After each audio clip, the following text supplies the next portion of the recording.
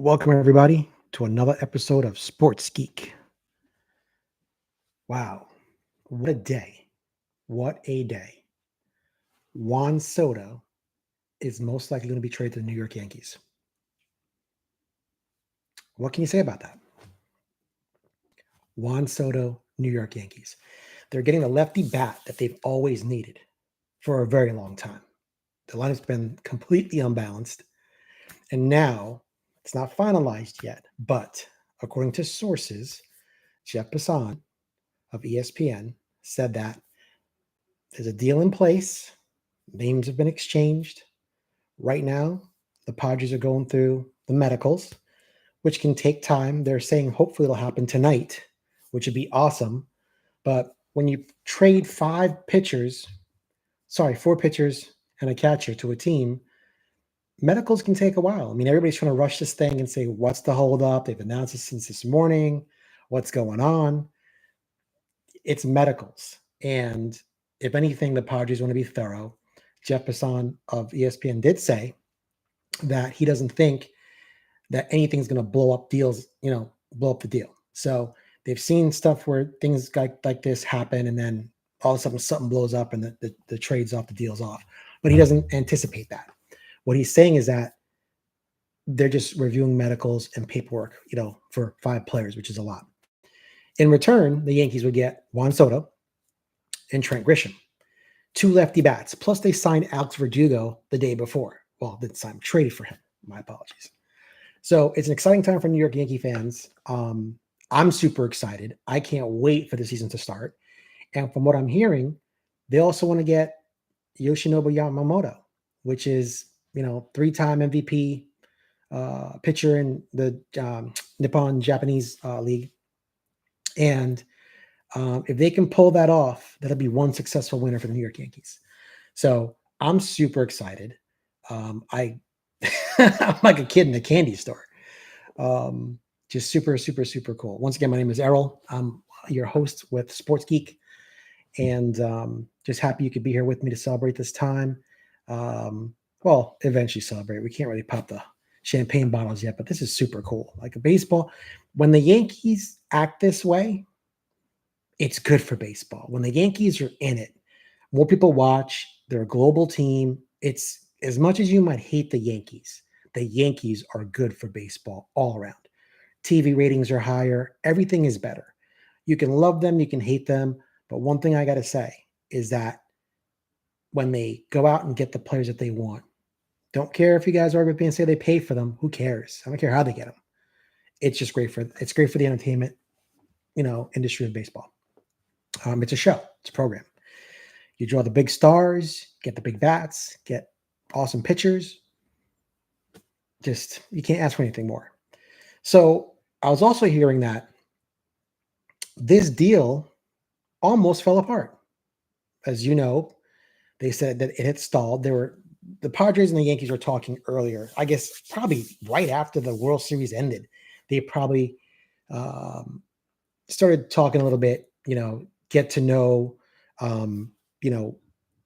what, is this a possibility? And I think the Padres were open to it because I hear that the Padres were kind of not in compliance when it comes to payroll. What that means is, and once again, these are rumors. We haven't confirmed that they're true. But when you're not in compliance, when you have to take out a loan to make payroll, that's a problem because the money's not there to pay your players. And from what the rumors say, the Padres wanted $100 million on the loan for payroll, but Major League Baseball only allowed them 50. They said, no, 50 is what you're going to get, and get your house in order, per rumors. Once again, I have not set in on the Padres conference calls. I don't know any of that. I'm just reporting what reporters are saying in the papers. So with that being said, the Padres had to shed some payroll, which involved trading a guy that's probably going to get about $30+ million a year in arbitration because he is arbitration eligible before his walk year, which will be at the end of 2024. To do this, the Padres wanted pitching in return, and the Yankees were best suited for what they were looking for, in my opinion. People were saying the Blue Jays were a contender. Other teams were contending. I just don't see it. not for what the Padres really wanted, which was the Yankees. Say what you want about them, they have a deep, talented pitching pool in their minor league teams. Um, when the two came together and said, "Hey, let's talk about this," I think a lot of names were exchanged. I think the ask was high, which is what you're supposed to do. If anyone knows anything about negotiations, you're supposed to ask for a higher salary, and then that competitor might say, or that employer might say, "Well, I can't give you 70 grand a year, but I can give you, 50." And then that's for you to say, "Okay, well, I really need 70. You can't give me, you want to give me 50. Can we meet in the middle at 60,000?" Okay. And they might say, "Okay, that's okay. I'll meet you halfway. That's cool." That's just how negotiations work, if that makes any sense. So at the very beginning, the Padres were asking for a lot of players in return, and the Yankees were like, "No, we're not doing that. That's out of control for somebody who's going to be here for 1 year. We don't know if we can sign him. We're going to make every attempt to sign him, but his agent is Scott Boras, and he's notorious for taking free agents or players to free agency. He likes to put them on the open market to see who's going to bid highest for them. Now, mind you, 2 years ago, the Nationals offered Juan Soto from the Washington Nationals. That's the team he came up with, and they offered him, I think it was 14 years, 440 million, something like that. I might be wrong, so don't quote me on it, but I know that the dollar amount was $440 million. If you take that number, let me just see here for a second. So 440 divided by 14, you're looking at $31 million a year. Okay. And he turned that down. If that's the case, and that was 2 years ago, I don't see Scott Boras giving any team a discount for him, and he might want to take him to free agency to see can he get $500 million. I don't see how he would get that amount of money. Juan Soto is a great player. He's a young player. He's an extraordinarily talented person, baseball player. He's still not Shohei Ohtani. So Shohei Ohtani is a two-way player. He can pitch and hit. So Shohei Ohtani, I can see Shohei Ohtani getting $550 million, $585, maybe close to $6. I can't imagine $600 million. It's a lot of money for one player. Whether it's $300 million from the pitch, $300 million from the hit, I just don't see it. I say 250 is really what it should be, in my opinion. It's a lot of money for a baseball player, for anybody. But if that's the case, then, is Juan Soto, Shohei Ohtani getting $500 million plus? If I were Brian Cashman or the New York Yankees, I'd say, here's, that's $37 million times 10, so 370. Yeah. So 370, 10 years, $37 million a year. You're the second, you're right behind Judge on our team. If you want to, you want to add an 11th year, there's your $400 million over 11, with a possible buyout. So that brings him to his age 35 year, or age 35, 36. And that's good. That's a good deal. You don't want to get tied into these players as they're getting older, 30, 38, 39, 40, and you're paying them $30+ million a year, and they're coming to the end of their career, of their prime. So I would try and do that extension and see if they bite. Hopefully they'll say that's a lot of money. Let's take it. I could get injured. Why even play around? Who knows what Scott will tell his client? But that's what I would do. That would be me. What I'm also hearing is that the deal almost didn't go through. Once again, to go back to my thoughts before, because once again, these are rumors. I'm not in the room to hear how these conversations go down. So I'll preface it by saying these are rumors that I'm hearing, that, Mr. Cashman, who I have a lot of respect for, you can love or hate this guy too. He's got a lot of experience as a GM, but he didn't want to include Michael King in the deal. He thought that for 1 year, the Padres were asking for a lot. They're asking for a boatload of pitchers from their farm, as well as other key position player pieces. And I think that's when the deal stalled. Now, according to rumors, Hal Steinbrenner stepped in, which if he did, bravo to Hal, chip off the old block, came in there and said, "No, you're not doing that.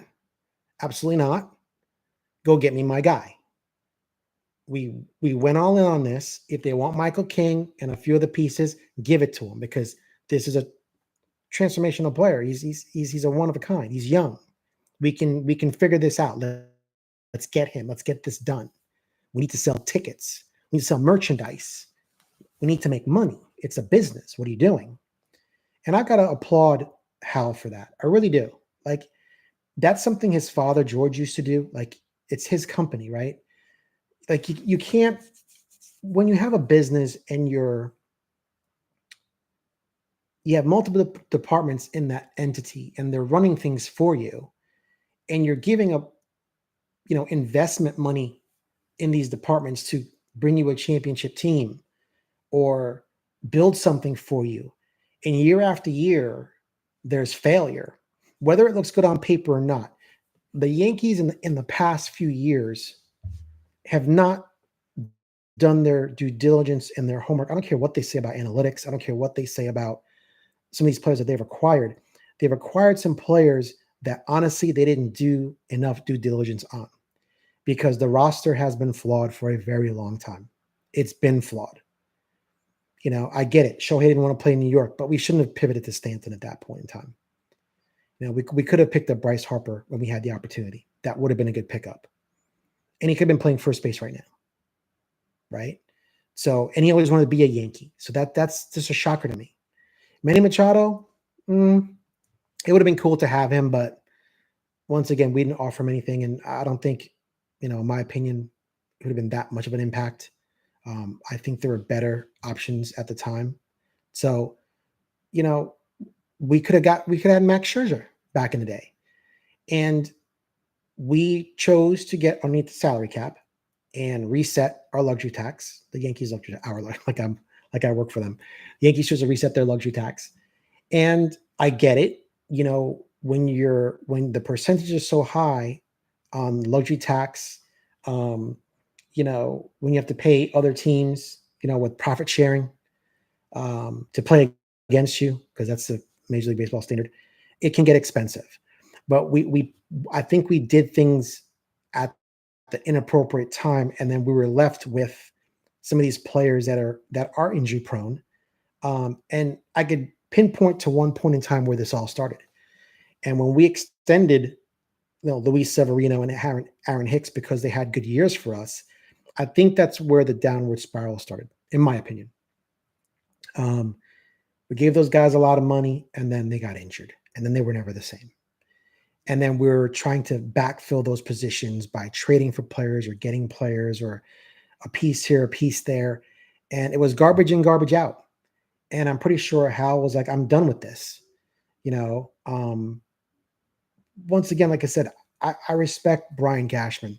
He's been doing it for a long time. He knows the business. But sometimes you got to say, you know what, Hal? We need to do this. We need to make an impact. I think Hal and Brian are friends. Like they know each other for a while. There's no reason why you can't go to your boss and say, hey, I don't want to spend the money there, but we have to spend money this year. Trust me on this. And, it's still Hal's company. It's a family business, but, you can say, yeah, we're going to do it. No, we're not going to do it. But I'm glad that if the rumors are true, I'm really impressed that Hal said, no, let's go and get Juan Soto and get this deal done. And, I think they're going to get Yamamoto. I have a good feeling about that. Well, if he wants to play first, he'll come here. If he doesn't want to play first, then he'll go elsewhere. That's how I see it. Money is one thing. You can throw money at him, but if he wants to really solidify his legacy with the tools that he has, why not do it with the Yankees? It's a global brand. It's going to hit back home in Japan. It's going to hit all over the world. I could see little Yoshi jerseys, like Yoshi from Mario with like on a little cart on the back of jerseys or T-shirts. I could see all that marketing, and you know what? Maybe they could say, "Listen, we'll give you 250 or 275 for 10 years." But you know what? We will include on the back end or in an incentive where because you're going to be a superstar, that you get a percentage of merchandising and some of the rights. And they could save money that way if they want to structure a contract that way. For every T-shirt we sell or every jersey we sell with your name on it, you get XYZ percentage, which brings you another $100 million over 10 years, or whatever you want to do. You figure it out. They can figure this out. So that way they can keep the AAV value for him low. Well, not low, but not absorbent, depending on what kind of money he's looking for. But give him a piece of the pie. Give him a piece of pie. You come with us, you get a piece of this pie here. And deals can be structured in many different ways.